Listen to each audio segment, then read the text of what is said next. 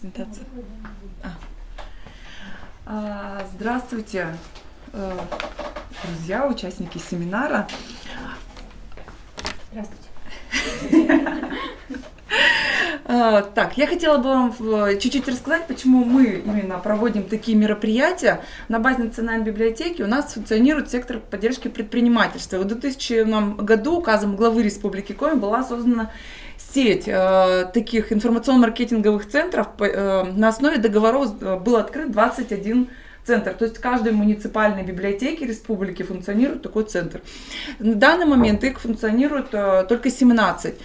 На самом деле наша деятельность, она преимущественно безвозмездна. Мы проводим такие мероприятия информационного характера, консультации мы оказываем все бесплатно, но также мы оказываем еще платные услуги для предпринимателей. Это вот составление отчетности 3 НДФЛ для физических лиц, ну и прочая отчетность в различные органы. Так. 20 лет, как вы поняли, мы уже функционируем, и за этот многолетний труд у нас сформирована целая база партнеров, с кем мы работаем. Они представлены у вас на экране. В первую очередь я вам, конечно, хочу сказать, что мы все-таки библиотека, и мы предлагаем свои ресурсы для вас. Вы можете стать читателем нашей библиотеки, это абсолютно бесплатно. А также вот с начала этого года, 2023, мы оформили электронную подписку на научно-популярные журналы, которые представлены у вас на экране. Журналы на самом деле очень дорогие и очень полезны. Вы с помощью нас можете читать их абсолютно бесплатно в электронном виде. У нас есть группа ВКонтакте, возможно, видели ее. И наши контакты, по QR-коду вы можете перейти в нашу группу ВКонтакте. По поводу журналов, если вы хотите читать эти журналы бесплатно, вы можете найти меня ВКонтакте, либо можете написать на электронную почту, что хочу читать журналы, либо ВКонтакте можете написать в сообщение группы. Я вас включу рассылку, и вы будете читать эти журналы абсолютно бесплатно. Так, на данный момент мое выступление окончено. В дальнейшем я предоставляю слово нашим многоуважаемым спикерам. Первое предоставляет слово начальнику отдела адресной помощи комплексного центра социальной защиты населения города Сыктывкара Лубянкиной Валентине Анатольевне. Прошу вас. Стрелкой. Я хотела бы вам рассказать о предоставлении государственной социальной помощи на основании социального контракта. Сразу хочу остановиться перед тем, как начать вещать, что данный вид государственной социальной помощи доступен для граждан, которые признаны в установленном порядке малоимущими. Мы все понимаем, что люди, которые ищут работу, они, как правило, таковыми и являются. Или кто хочет поменять работу, их не устраивает предыдущий уровень дохода. И таким образом человек, получая статус малоимущего гражданина, может воспользоваться данным видом государственной социальной помощи. Небольшой такой ракурс в историю. Данный вид государственной социальной помощи предоставляется в республике с 2006 года. Назывался он раньше «От пособия к зарплате». Мне казалось, что это более говорящее название. Человек существует на пособие, которое, как правило, получает в центре занятости, а мы хотим, чтобы он использовал свой трудовой потенциал и начал работать и получать доход. По инициативе республики данный вид предоставлялся. Участников этого проекта было не очень много, грубо выражаясь, я не могу сказать порядок цифр, около 20 за всю историю с 2006 до 2010 года, потом как-то это вяло все подзатихло, интерес пропал, возможно, деньги пропали, не могу сказать в чем. Сумма пособия была несущественная, около 30 тысяч рублей. С 2019 года на федеральном уровне этой задачей озадачились. Был избран ряд субъектов Российской Федерации, где в качестве пилота данный проект продвигался.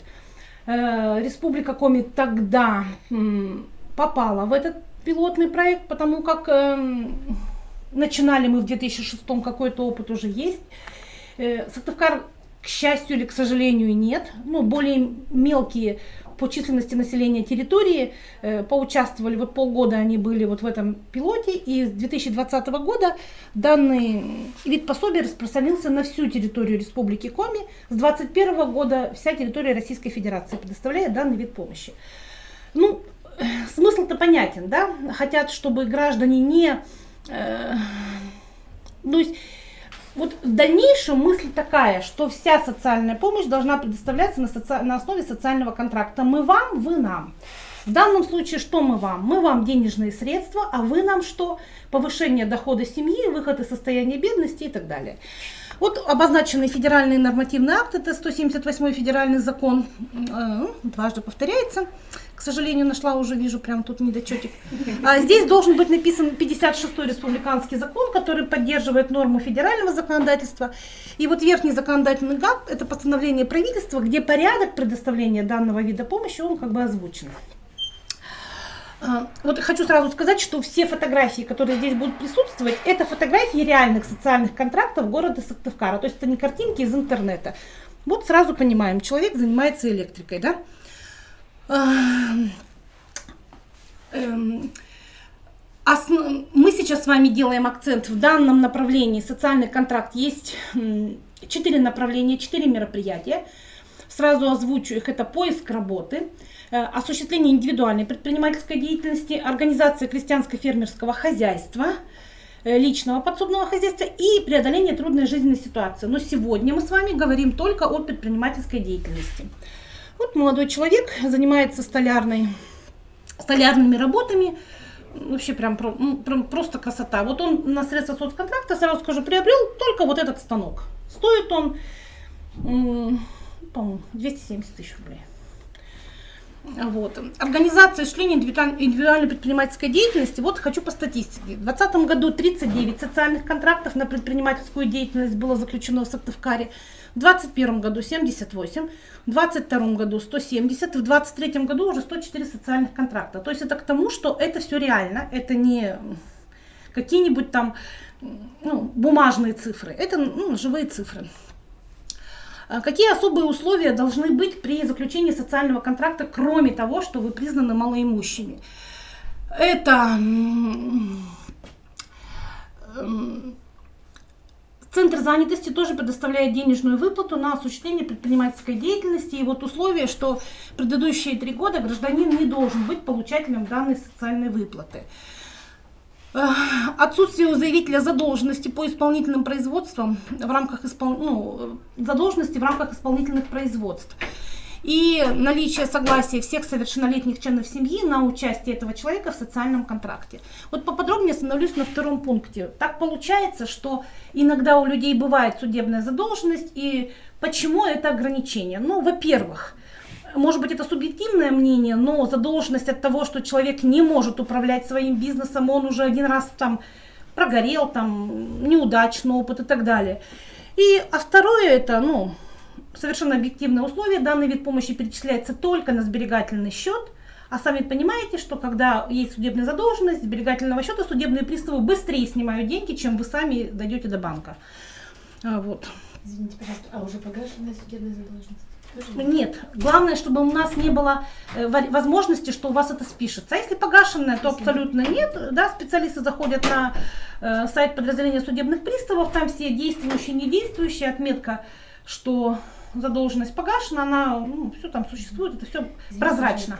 Сразу малоимущие, нет предыдущего соцконтракта, нет задолженности, еще одно условие. Нет ни предыдущего соцконтракта, нет денежных средств, полученных в рамках законодательства Центра занятости. Вот на развитие предпринимательства Елена Николаевна там будет рассказывать, и вот вы должны понять, что вот этого не было предыдущие 3 года. То есть первое, это малоимущий гражданин, второе, нет судебной задолженности, согласие всех совершеннолетних членов семьи, и отсутствие исполнительных производств. Размер государственной социальной помощи. Государственная социальная помощь предоставляется в размере фактических затрат, не более 350 тысяч рублей. Что такое фактические затраты, мы несколько позже остановимся. Сразу скажем, граждане хотят все 350.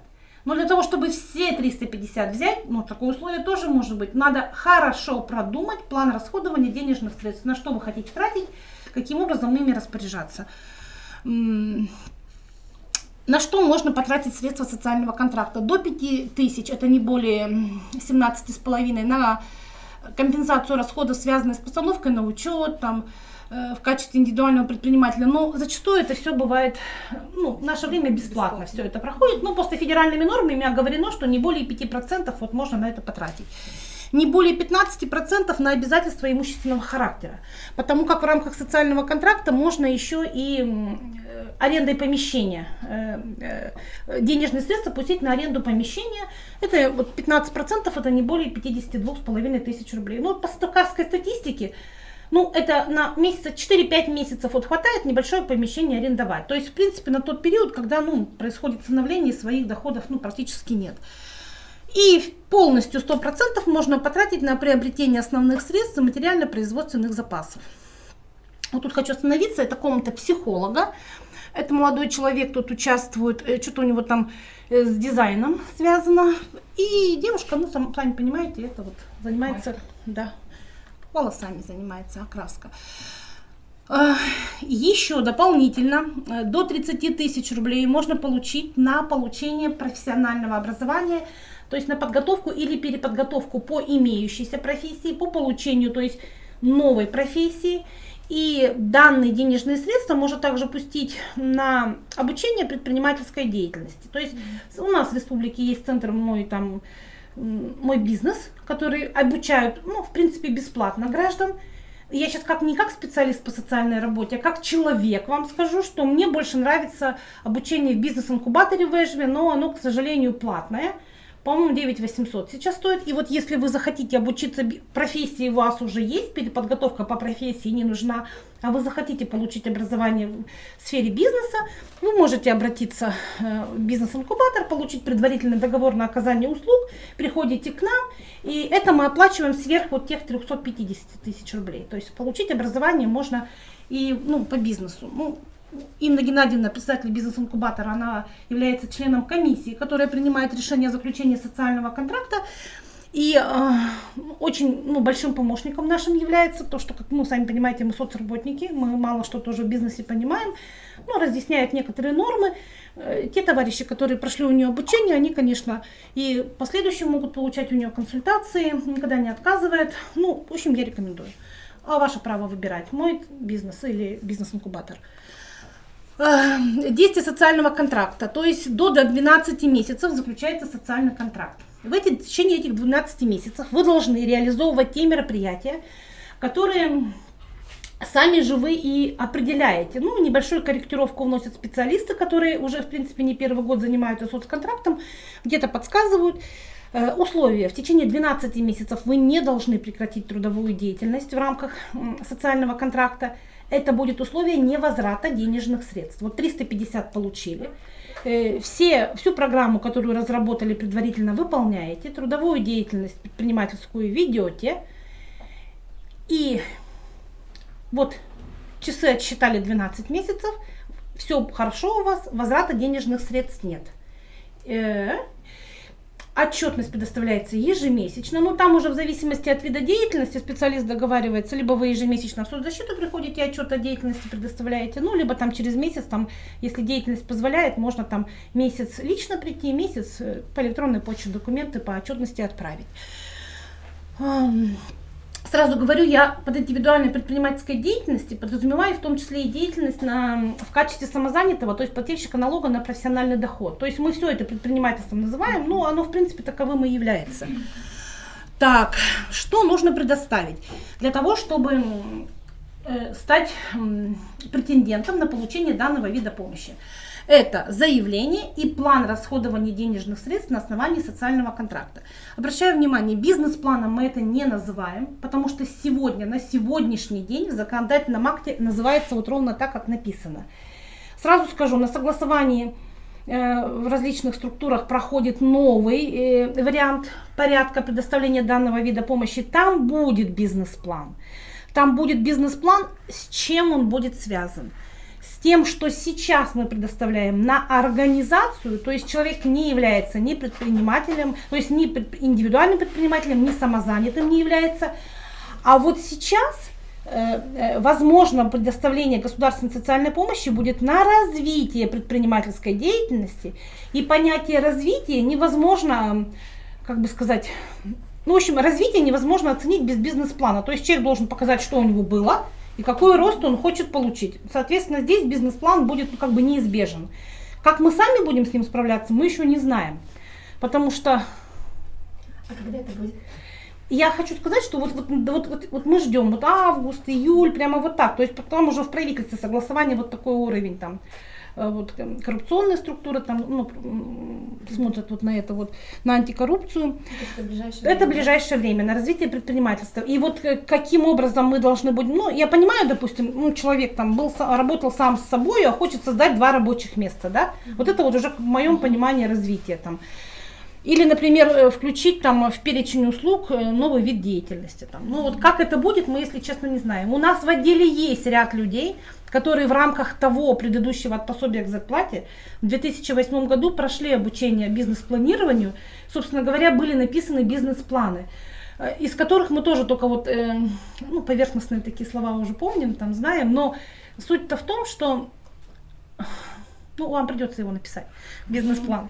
Пока план расходования, вот если вы сегодня заявление подаете, вам нужно вот заявление и план расходования денежных средств. Там вы прописываете, мне надо приобрести то-то, выполнить такие-то мероприятия. В деньгах это будет стоить столько-то. Вот, например, недавеча, как вчера, мы на комиссии, позавчера мы на комиссии рассматривали заявление на социальный контракт. Вот был гражданин, который хочет предоставлять услуги по электрическим работам, вот электрик. Он расписал, что ему за оборудование надо.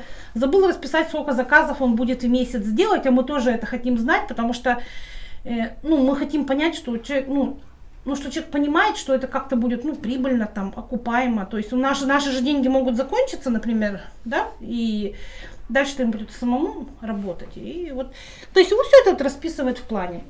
Ничего сложного в этом нет, главное понимание, что вы хотите. Вот придете к специалисту, он вам даст форму этого плана. Этот план заполняется, высылается на электронный адрес специалисту, ваше заявление на комиссии рассматривается. Если мы чего-то недопонимаем, пытаемся с вами там как-то вот сотрудничать. Если человек не идет на контакт, мы его вызываем на комиссию. Ну, это как бы редкая такая мера, но, может быть, он объяснит другим членам комиссии, может, мы просто не понимаем. То же самое вот Инне Геннадьевне и так далее. Там. Комиссия существует с 2020 года, это большая межведомственная комиссия, потому как центр сам, ну, в принципе, может принять решение, но не настолько компетентен. Вот Виолетта Николаевна присутствует в членах комиссии, да, Центра занятости, вот Инна Геннадьевна, председатель бизнес-инкубатора, заместитель руководителя управления дошкольного образования, потому что у нас есть другие категории, например, когда человек хочет там пойти на работу, у него там ребенок-инвалид, трудная жизненная ситуация, а один из детей там не устроен, детским садом не обеспечен и так далее. То есть мы вот еще такие вопросы решаем в рамках данной комиссии. Можно еще вопрос? А с какого возраста можно? Ну, обратиться на статус малоимущей семьи может гражданин лично обратиться, которому больше 18 лет, потому что это не мелкая бытовая сделка и ранее нельзя.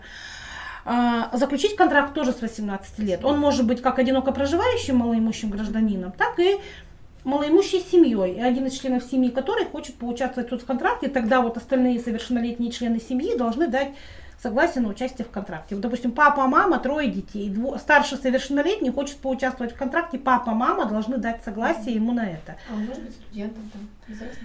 Он может быть студентом, но в законодательном акте написано, что очень тяжело эти приоритеты расставлять, потому что, ну, только мы можем словами это сказать. Но вообще написано, приоритет это семьи с детьми.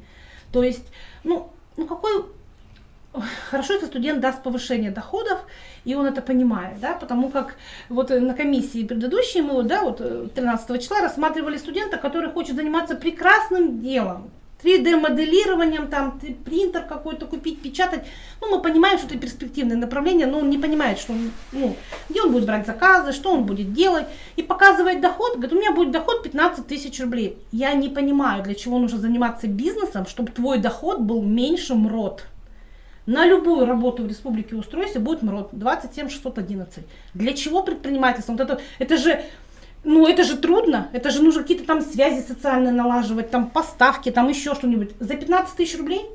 Вы бы ему подсказали, Да. чтобы он цифру изменил. Ну, мы для этого его и позвали, чтобы он убедил всю комиссию, что будет все лучше. Ну, что-то пока у него не получилось, мы ему разрешили с доработкой. Вот пусть доработает, и мы еще раз рассмотрим вот эту доработку. Вот. Требования к конечному результату. Это регистрация заявителя в качестве индивидуального предпринимателя или плательщика налога на профессиональный доход. Осуществление предпринимательской деятельности.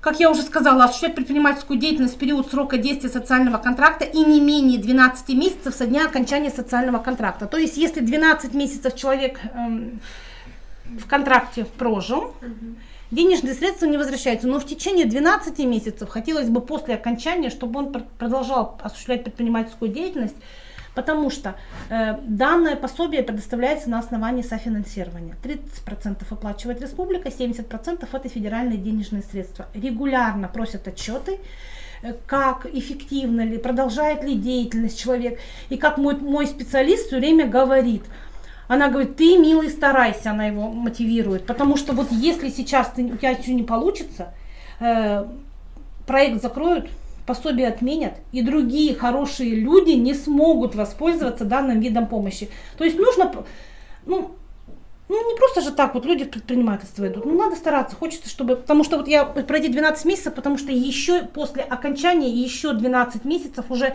без вашего участия у нас происходит мониторинг ваших доходов.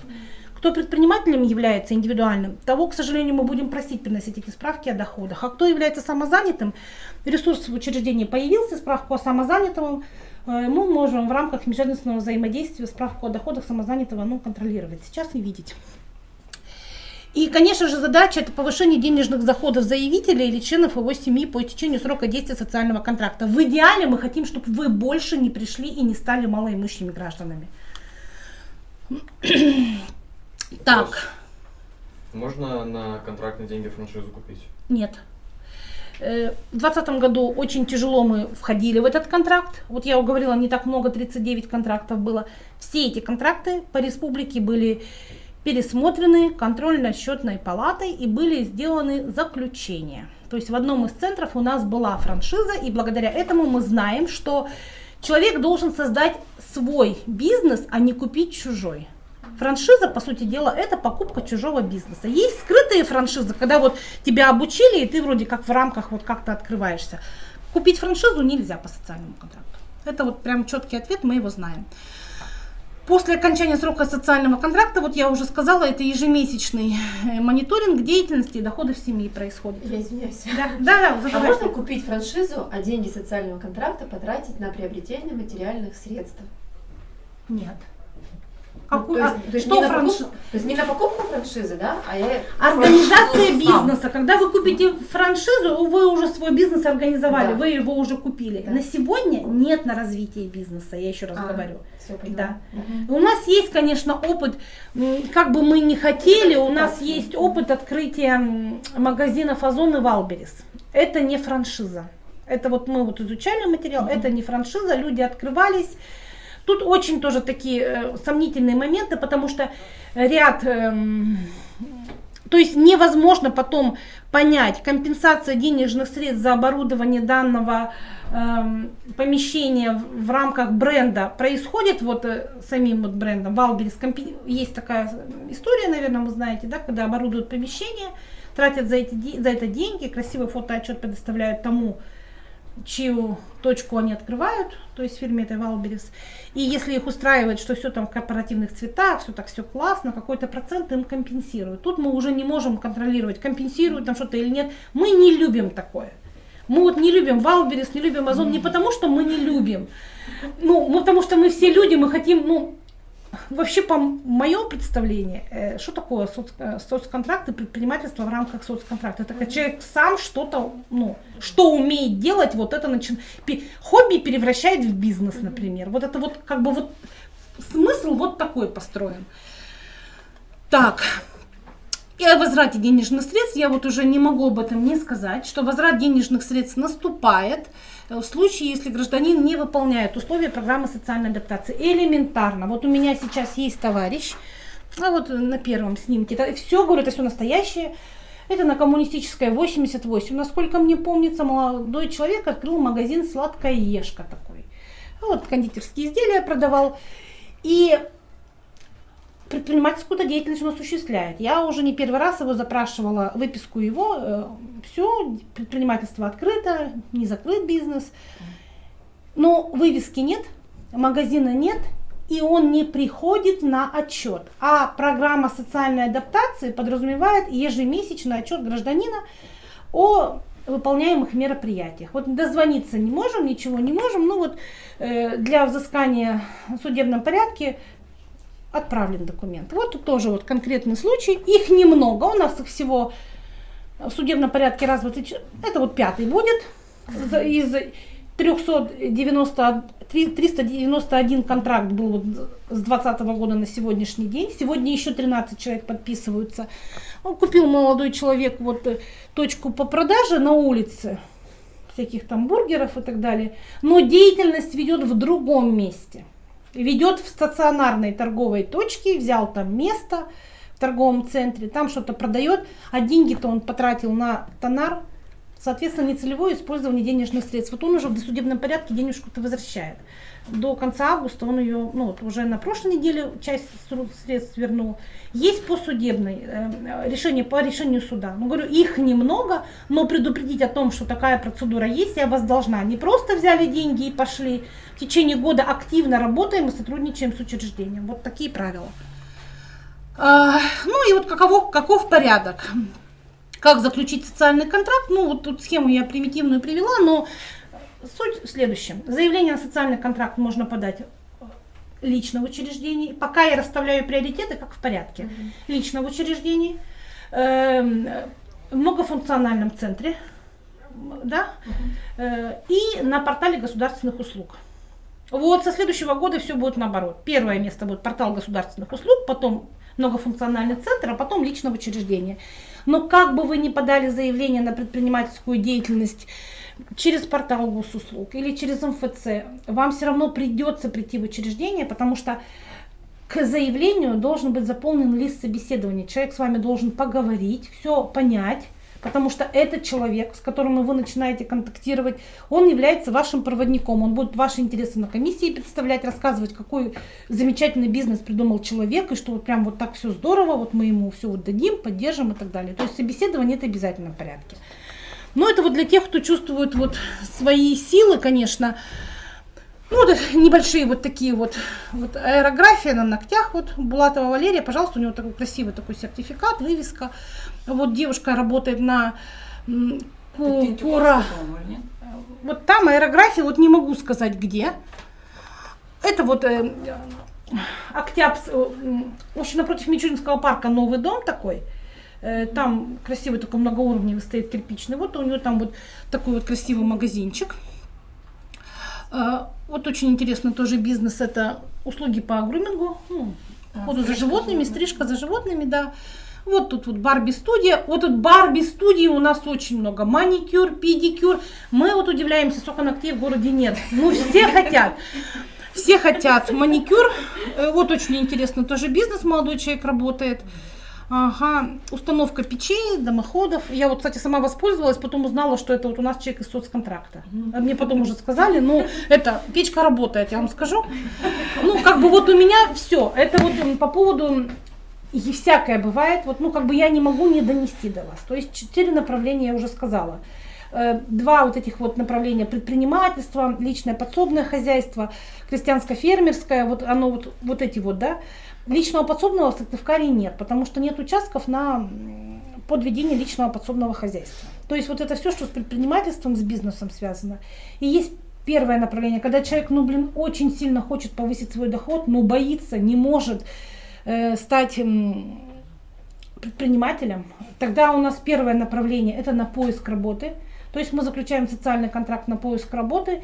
В первый месяц мы выплачиваем за само стремление найти работу, то, что встал в центр занятости, начал пользоваться услугами и так далее.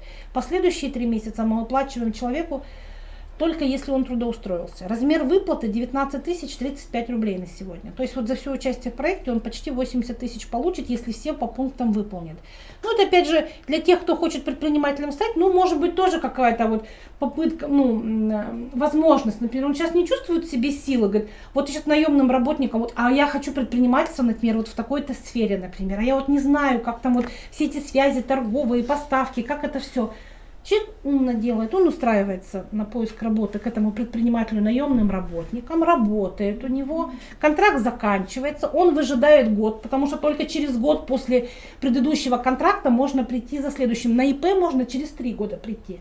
А если поиск работы, вот он поиск работы взял, контракт окончился, через год он может прийти на ИП. Вот если человек вот сомневается в себе, ну, я так думаю, так правильнее поступить. Пошел, подглядел. А бизнес это что? Это не всегда придумать свое. Это у кого лучше всех взять у тех, у кого хорошо получается, например, да? Ну и есть совсем критические ситуации, когда у людей, они не могут ни на поиск работы, ни на бизнес, ни на фермерство, ни на что. Трудная жизненная ситуация. Ну, человек закончил школу, проходил медосмотр, все было замечательно, хотел поступить в ВУЗ, идеальный медосмотр прошел, хотел поступить в ВУЗ системы ФСИН, и у человека случаются проблемы со здоровьем. Вот он идеально был здоров, и у него случаются там какие-то приступы, там все. Человек вот, ну, не может. Вот. Вот этого человека мы взяли в соцконтракт на преодоление трудной жизненной ситуации, денежные средства на лечение, реабилитацию и так далее. Ну, так вот получилось, что мне кажется, что мы вот справились. Вчера пришел человек, мы его уговаривали, этого человека, 2 месяца оформить инвалидность. Это молодая девушка, она не хотела. Мы пытались до нее это донести. Вчера пришел счастливый человек, который получил инвалидность, который получил квоту на лечение в федеральном центре, потому что к инвалидам относятся несколько по-другому, нежели к обычным людям. Тратить эти денежные средства на обследование МРТ, на поездку. Приехала вечером в больницу, завтра утром на оплату гостиницы, и вот человек безумно счастлив, и прямо на ней, вот по ней вот видно, что, и вчера мы ей рассказали про соцконтракт по предпринимательской деятельности, хотела-то она учиться на психолога, и вот прямо вот видно, я говорю, сейчас вот в больнице будешь лежать, лежи, долго думай, вот через год придешь, возьмешь на предпринимательство, потому что видно, что она такая вся энергичная, хочет, болезнь человека скосила, а вот такая поддержка, вот у нее доходов нет.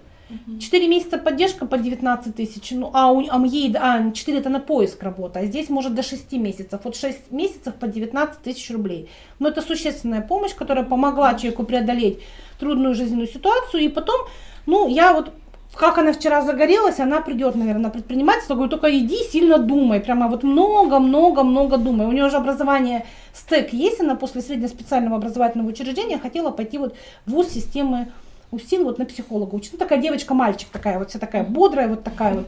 И прямо вчера мы прямо все специалистами, прямо, ну, даже вот на слезу пробивает, она вот, прямо вот видно, что человек вот, ну, прям почувствовал поддержку и вот какое-то развитие потом будет. Так что, если у вас есть вопросы, вы можете мне задать. У меня вопрос к бюрократической составляющей. Да. Сложная ли отчетность, вот эта ежемесячная, либо помогаете ли? Форма отчета, она вообще утверждена. Отчет для предпринимателей, он абсолютно прост. Мы дали 350 тысяч рублей, он должен отчитаться по чекам за каждую копейку. Он прям вот за каждую копейку по чекам отчитался. Принес чеки. Специалисты у меня, они такие, они очень осторожные. Мы же работаем в госучреждении, мы расходуем бюджетные денежные средства. Специалисты очень осторожны, они говорят, хорошо, замечательно, я сейчас тебе ксерокопию чека сделаю. Ты возьмешь ксерокопию себе, а товарный чек оставишь мне кассовый. А он говорит, а если сломается? Он говорит, ну придешь, я тебе дам, не переживай. То есть, потому что ну, это тоже нужно озвучить. Недобропорядочность, конечно, она тоже встречается. Человек купил товар, пошел там его обратно реализовал, там сдал, срок возврата существует, он такой радостный отчет предоставил. А мы не хотим неприятностей в дальнейшем. Поэтому все красивенько, она все в сейфик положила. Вчера пришел молодой человек, у него мотокоса сломалась, она ему чек выдала, иди к деловой, ремонтируй свою косу. Год пройдет, придешь, заберешь, иди там уже куда хочешь с ними. Ну вот как бы избавляет от искушения. Можно тоже пожалуйста, у меня, наверное, странный вопрос. Нет. Как стать малоимущим? Ну это нормальный вопрос, вы должны в самом начале его были задать. Малоимущим признается гражданин, у которого по независящим от него причинам доход ниже величины прожиточного. Вот, например, вчера мы на комиссии рассматривали девушку, работает на полставки уборщиком воздушных судов, полставки доход. Есть ребенок несовершеннолетний, получает пособие в пенсионном фонде и копеечные алименты. Полставки от МРОД 27 600, мы считаем, что это все равно 14 тысяч. Плюс это пособие, они малоимущими являются. Прожиточный минимум, сейчас я вас обману. Прожиточный минимум, вот я к этому не подготовилась, 17 тысяч на трудоспособного, 16 800 на ребенка и 17 300. И, значит, смотрите, доход нужно предоставить за 3 предыдущих месяца. Вот сегодня мы в июне существуем, нам нужен март, апрель, май. Март, апрель, май. Доход март, апрель, май предоставляете. Мы оцениваем ваш доход. Оценка происходит дохода, состава семьи. Имущество учитывается, но не оценивается на сегодняшний день. Главное правду написать в заявлении. Вот написали в заявлении, у меня 3 машины и 4 квартиры. Мы вас сегодня все равно признаем малоимущими сегодня, потому что федеральный закон, который будет с января месяца вступать в силу, там так же, как и пособие от 3 до 7, вот кто проходил, знает, там также идет имущественный ценз. То есть 2 квартиры нельзя, а сегодня малоимущие имеют такие квартиры. Так получается. Почему? Потому что вот супруг 1/3 имел от приватизации в квартире родителей, у него это собственность. Супруга имела 1/2 тоже с мамой квартиру приватизировала. И вот они одну купили общую свою квартиру, а другую купили наследством от капитала. Государство же прямо вот говорит, вот вы должны ее купить. И если они все это указывают, человек все равно малоимущим признается. То есть оценивается состав семьи и доход. Все. Если вот, например, человек ничем не занимается, или как часто получается, что такие моменты ведь тоже бывают, человек вот работает неофициально, легализуется, но надо заканчивать с этим делом, объявлять себя либо в поиск работы, идти в центр занятости вставать, либо официально встать и признать себя безработным гражданином, тогда через 3 месяца приходите. Но центр занятости тоже обманывать нельзя, не надо в тайную работать, а к ним вставать, как вот я тут просто нарисовался. Если человек, вот, например, в марте уволился, и сейчас пока 2 месяца не работает, вот сможет он подать? Нет, он не сможет, потому что по независящим от гражданина причинам доход ниже прожиточного. Просто не работать, это не является независимой от вас причиной. Есть причина, например, я болел 2 месяца, доходов нет, мы, пожалуйста, справочку из медицинского учреждения, что такой-то, такой-то был нетрудоспособен в течение 2 месяцев, пожалуйста. Есть гражданин, который осуществляет уход за пожилыми престарелыми родственниками. Это официальное оформление в пенсионном фонде, например. Есть, вот сейчас особенно период начинается, школу закончил, никуда не поступил, доходов нет. Для этих граждан, или, например, получил замечательное образование в ВУЗе, по которому устроиться на работу не может. Получил диплом 30 июня. 3 месяца после получения диплома или аттестата мы еще отсчитываем, эти 3 месяца это независимая от него причина, почему у него нет доходов. Так получилось, не поступил. Так получилось, не нашел работу. То есть вот должны быть вот такие документально подтвержденные причины. И вот там вот вначале я показывала слайд 281 постановление правительства, соцконтракт будет в 3-м приложении, а как получить статус малоимущего гражданина в 1-м приложении. И там вот прописаны все вот эти вот независимые от гражданина причины. Просто не работать нельзя. То есть если 2 года человек не работал, его не поставят малоимущим? Если 2 года он не работал, его не поставят.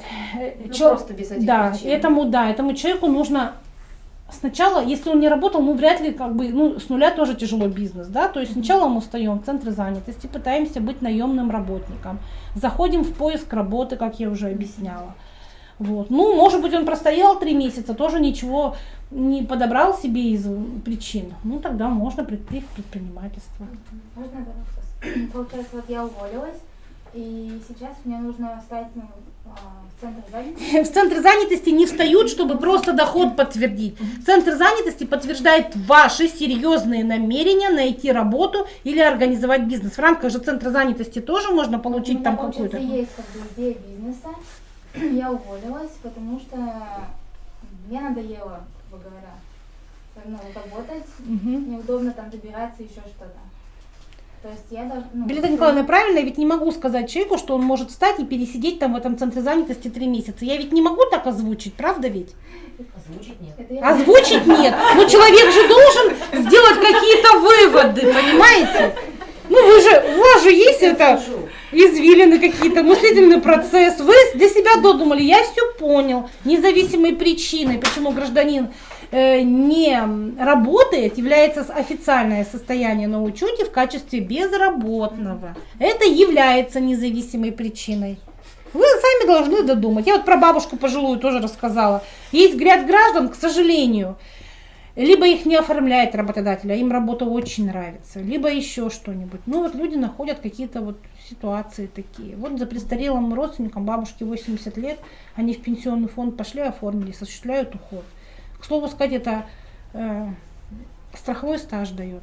Ну, то есть не северный стаж, а вот общий страховой, который при исчислении пенсии на территории Российской Федерации тоже учитывается. То есть варианты есть, да.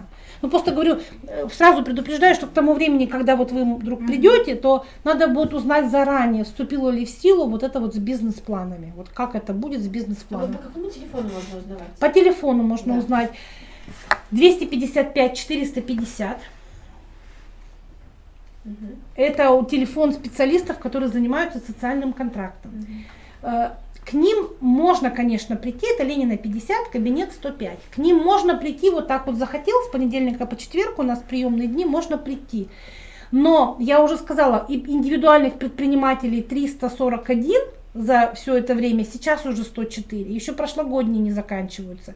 Они все приходят на ежемесячные отчеты. И поиск работы тоже. То есть к ним можно прийти и сидеть, потому что они их всех записывают на 15 минут по времени на отчетность. Поэтому по этому телефону можно позвонить. Мгм.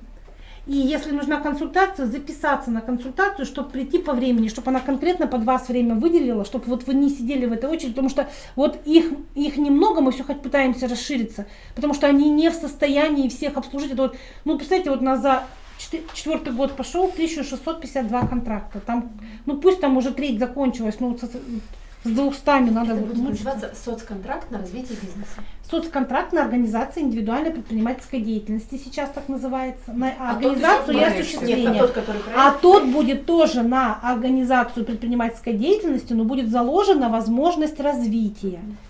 Так, почему я так с уверенностью говорю? Потому что есть федеральный порядок, в котором данная норма уже прописана. А мы в республике должны ее, ну, как бы, ну, прописать у себя, потому что ведь ну, там же элементы должны быть какие-то взаимодействия с учреждениями, потому что я еще раз говорю, у меня все специалисты по социальной работе, нет там у нас специалистов по бизнесу.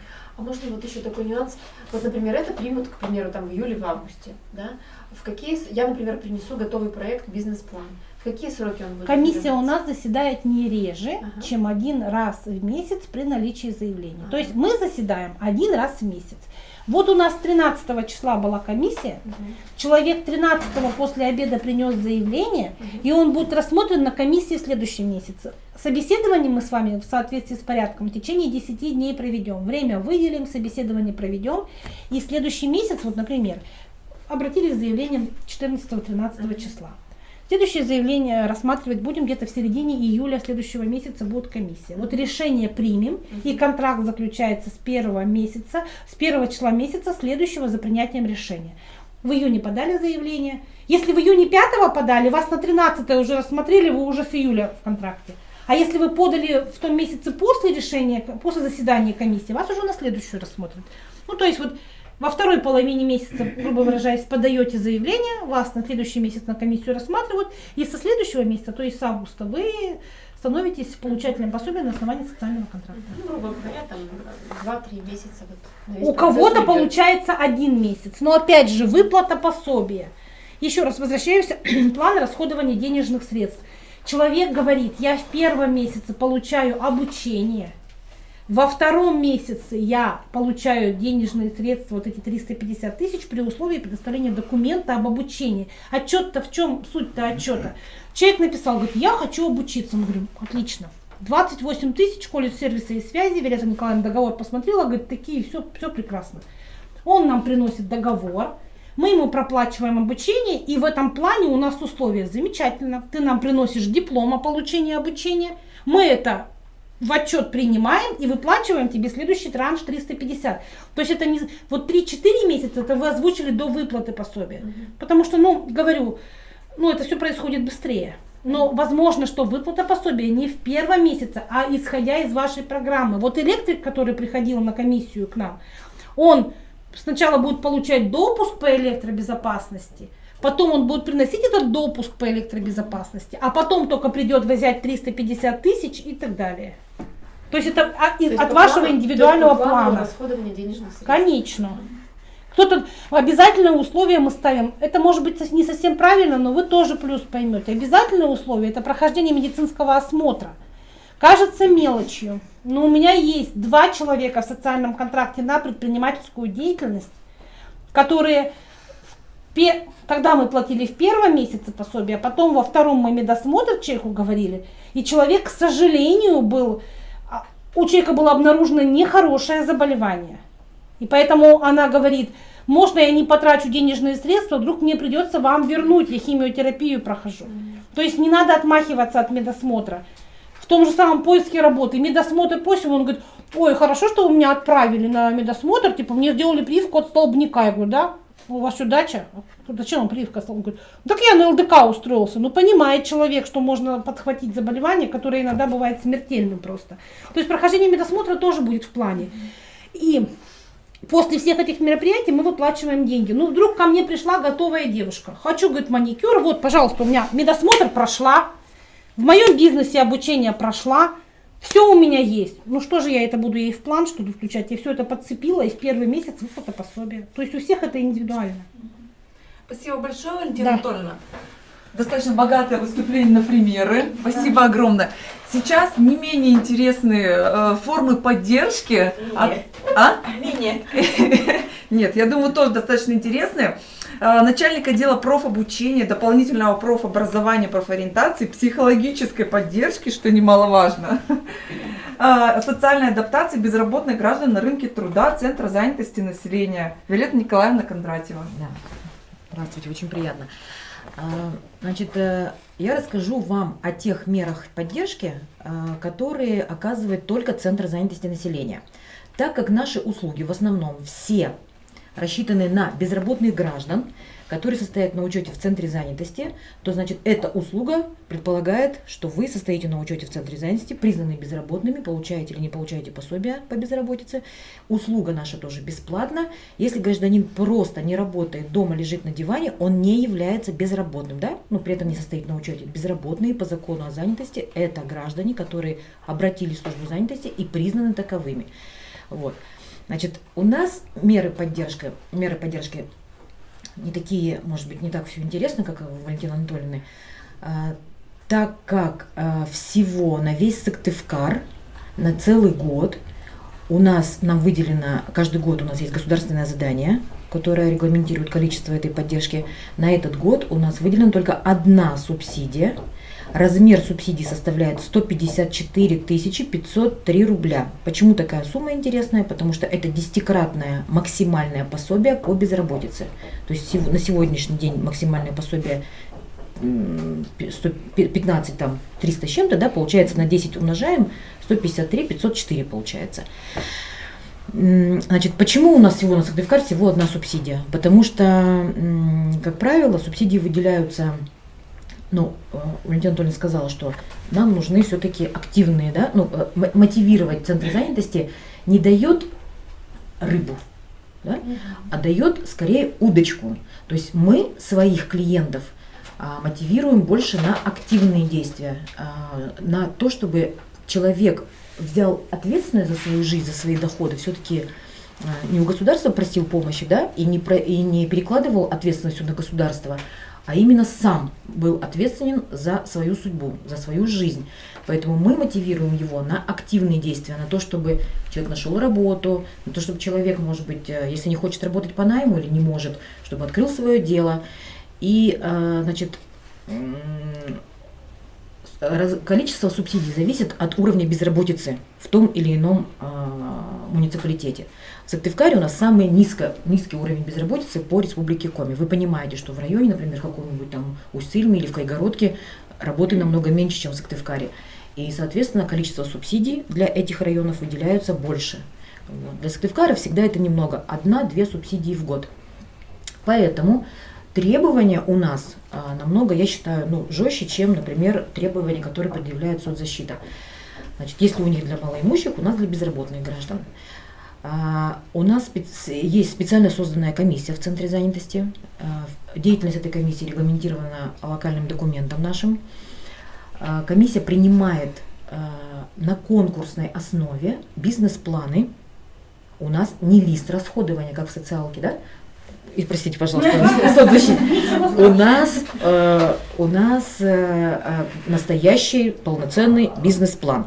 Так как бизнес-план, форма его, она не утверждена никем, нету правильной формы или неправильной формы, гражданин сам под свой бизнес, под себя пишет бизнес-план, все расчеты указывает и сдает этот бизнес-план на рассмотрение комиссии. Комиссия рассматривает, значит, кто в составе комиссии.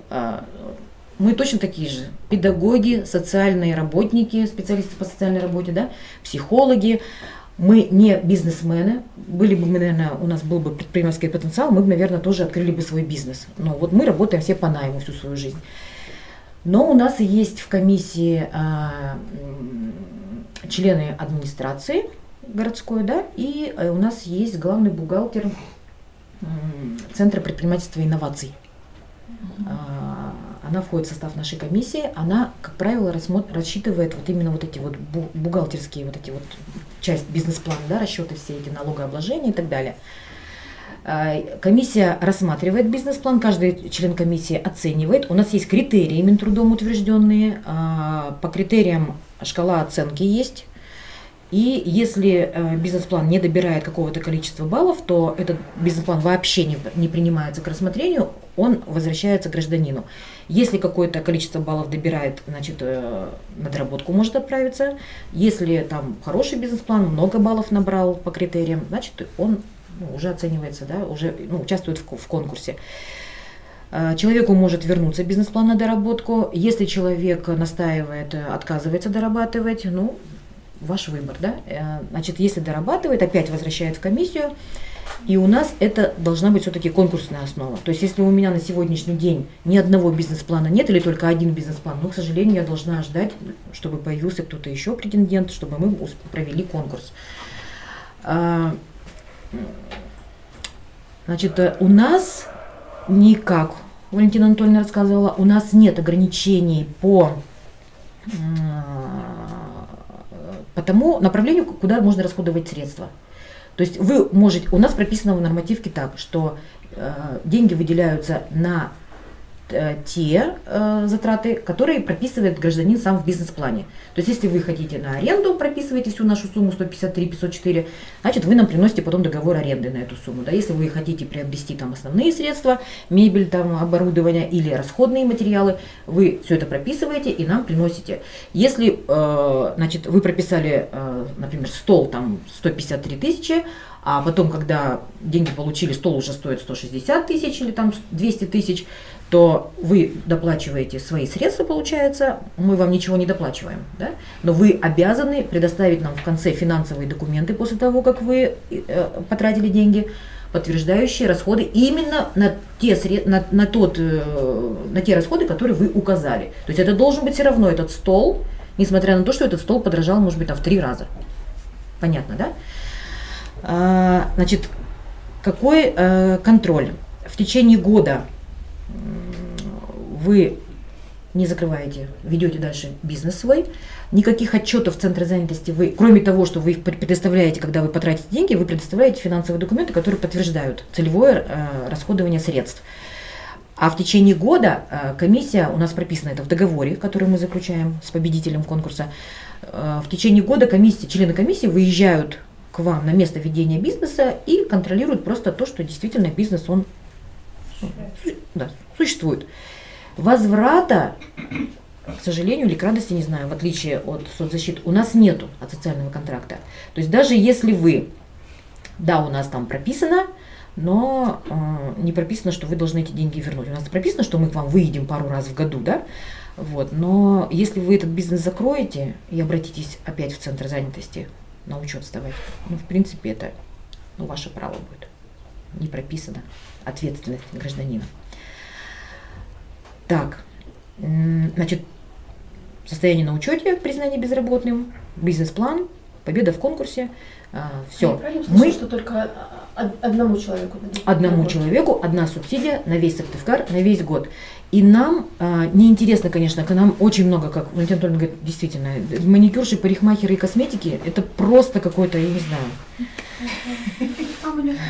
А что интересно? Не знаю. В общем, они приходят и с порога, значит, я хочу бизнес, у меня будет маникюрный салон.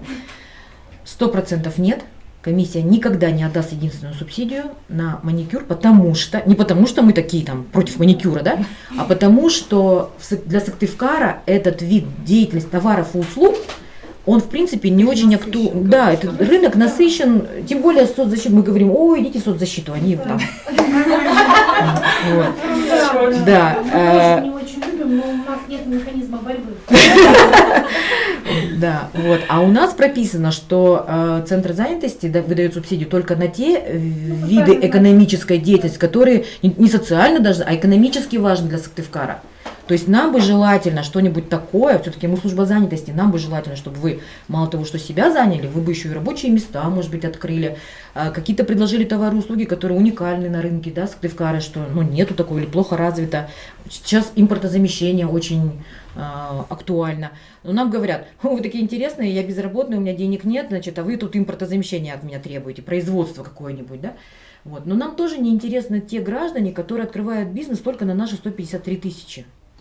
Мы понимаем, что это действительно, это, сколько мы, раньше, те года, у нас было, конечно, много субсидий, у нас было там и по 15, и по 18 субсидий, и мы видим, неэффективность, тоже отслеживаем. Потом человек взял деньги, открылся, потом закрылся через месяц и снова пришел к нам на учет в центр занятости. Нам бы это тоже очень интересно. Вот. Значит, это по поводу субсидии. Еще хотела бы рассказать об одной мере поддержки, потому что то, что бесплатно государство дает, я считаю, что это мера поддержки, да, финансовая. Хочу вам рассказать о национальном проекте «Демография». В рамках этого проекта вы можете бесплатно, не вы все, а отдельные категории граждан, нужно посмотреть, к какой категории вы можете относиться, гипотетически безработный на учете состоит, может участвовать, потому что прописана категория безработные граждане, зарегистрированные в службе занятости. По нацпроекту вы можете обучиться абсолютно бесплатно. Выбор программы, значит, подача заявки, все идет через портал «Работа России». Если вы самостоятельно с этим справиться не можете, добро пожаловать в центр занятости, специалисты помогут вам все это сделать. Значит, выбираете программу, обучаетесь бесплатно, и, значит, есть условия, конечно, не бесплатный сыр только в мышеловке, да, и тут договорные условия, ты мне, я тебе, как говорит Валентина Анатольевна. Значит, государство вас поддерживает, дает вам бесплатно, вы должны государству тоже отдать. Так же, как и предприниматели, точно так же и по нацпроекту «Демография». Как обратно мы отдаем государству? В виде чего? Налогов, да? Вы как предприниматели берете деньги и потом в виде налогов просто возвращаете государству эту сумму. А как безработные вы обучаетесь, потом вы трудоустраиваетесь и тоже, как налогоплательщики, тоже возвращаете эту помощь, да? Вот. Поэтому вы должны после завершения обучения либо трудоустроиться официально по найму, по любой профессии, тут уже вы не ограничены, вот, мы в свободном государстве, или открыть свое дело. Вы можете зарегистрироваться в качестве ИП, КФХ, юрлица, самозанятого, и субсидия Центра занятости тоже выдается, кстати, на регистрацию именно вот по этим, как называется? Юридическим формам, да? Да, по формам. Правовым Да, формам. да. То есть вы можете быть как ИП, КФХ, юрлицо и самозанятый тоже. По поводу состояния на учете для статуса, да, для получения статуса малоимущих. Конечно, мы все, хоть и чиновники, но мы же тоже люди, да, мы же понимаем, и потом мы же в одной лодке с соцзащитой, вот, нам же надо, у нас же тоже есть и контрольные показатели, планы, и деньги нам нужно бюджетные расходовать грамотно, правильно. Вот, поэтому, конечно, приходить в центр занятости и говорить, что Я хочу быть Я стою, да, я хочу быть ПД. малоимущим, мне ничего от вас не надо, вы мне вообще не нужны, никакие мне не выдавайте направления на работу, а просто 3 месяца меня тут подержите, дайте мне там доходы, и я пошел в социалку от вас. Конечно, так нельзя, потому что безработными по закону о занятости признаются те граждане, которые ищут работу и готовы к ней приступить. То есть единственная цель обращения в службу занятости – это не убегать от алиментов, не получить статус малоимущих, не там скрыться от еще там от чего-то. Единственная цель – это поиск работы. Все, другой цели обращения в центр занятости нет, не может быть. Поиск работы. Поэтому вы ищете работу 3 месяца, вы можете отказываться от подходящей вам работы. Государство вас, естественно, накажет за это, у вас будет приостановка выплаты пособия, но тип предпринимателей, они знают, да, для чего они там стоят, зачем все они это делают, к чему они идут, вот, они То есть выбирают. с учета не снимают. С учета не если он снимают, просто отказывается. приостанавливают выплату пособия по безработице. Если у вас уже период закончился выплаты пособия, например, у тех, кто завершил обучение, 3 месяца всего пособия по безработице, вот у него там, он, может, обратился к нам раньше, а потом на последний месяц уже услышал об этой программе, о соцконтракте и хочет получить, да, вот, он может отказаться от предложенной ему работы, 1800 ему там либо прекратят на месяц, либо у него уже закончился период выплаты пособия, ну, ему уже все равно вообще. Вот. Поэтому вы должны понимать, для чего вы туда пришли, что вы преследуете, какую цель, но и не забывать, что центр занятости тоже ведь свою работу делает. Елена Николаевна, бывают же чудесные случаи, когда человеку предлагают замечательную работу, и он говорит, да ну и тут вот малоимущих этих вот. И они устраиваются. Ведь, можно вот еще дополнить по поводу поиска работы, я ведь не сказала, тоже очень важно. Если вы в поиске работы, то есть вы хотите на поиск работы пойти, и, например, по проекту «Демография», там нет профессии, которой вы хотите обучиться, в рамках поиска работы можно тоже получить обучение по одному направлению не более 30 тысяч рублей.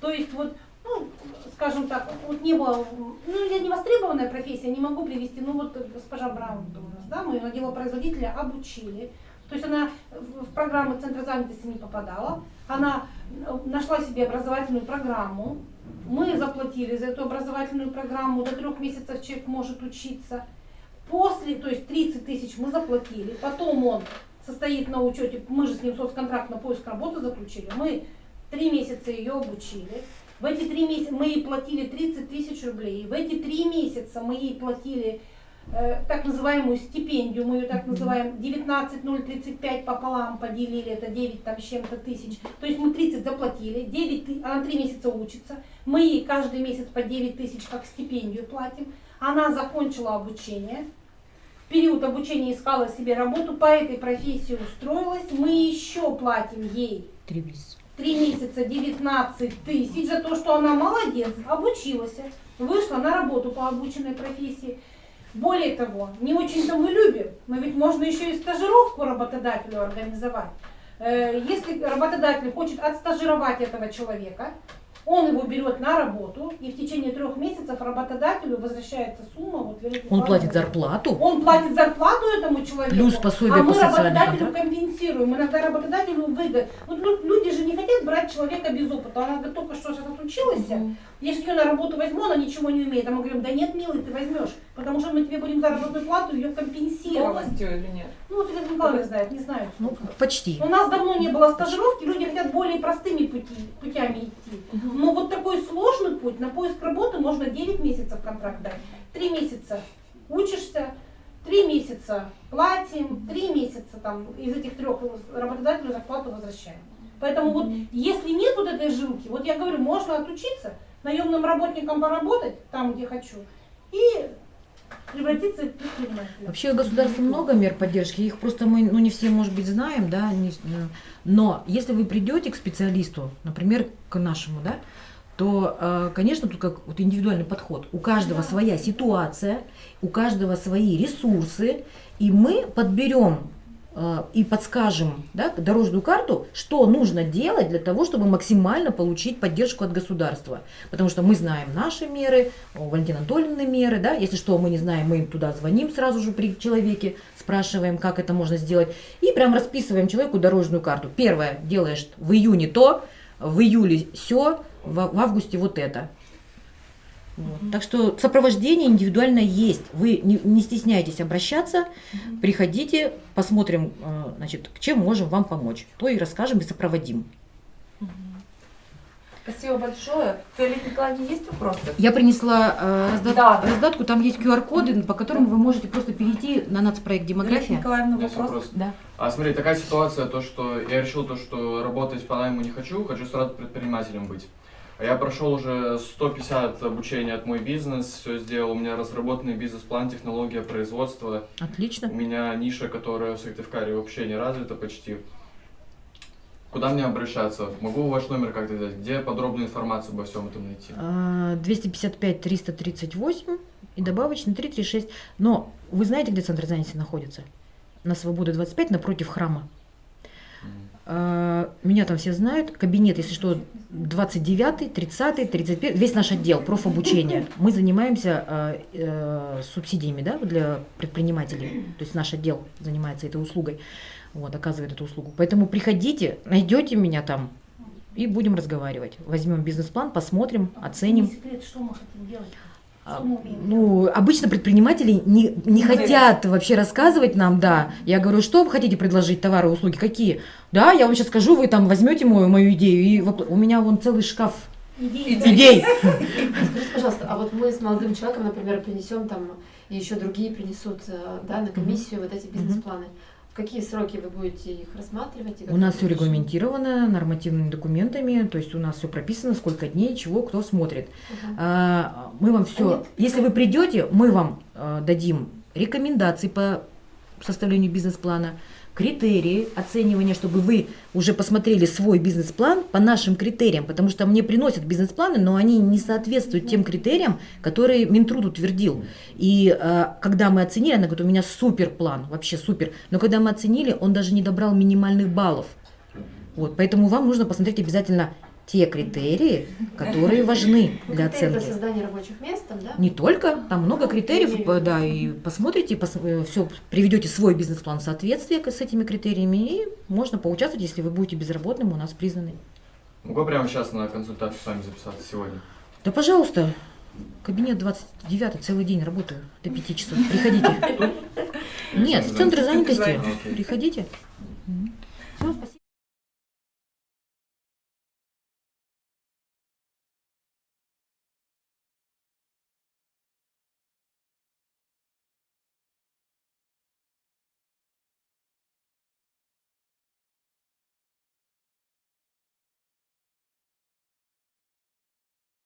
Поздравить. У нас неделю назад был День социального работника.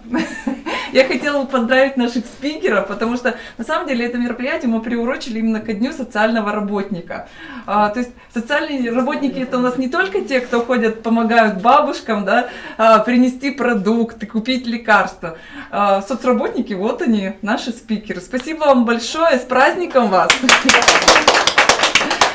Спасибо всем большое за участие. Спасибо. Приходите в Национальную библиотеку. Спасибо.